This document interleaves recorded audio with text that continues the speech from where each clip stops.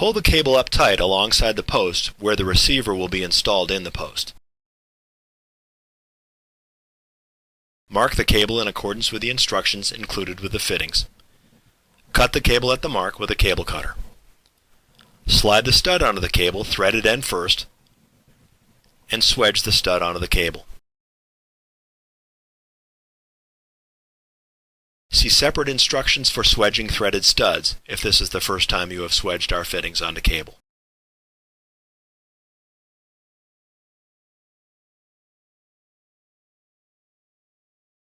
Put the Delrin plastic washer over the barrel of the receiver and slide the receiver into the end post. Slip the threaded end of the stud into the receiver and turn the receiver onto the threads of the stud with a hex wrench.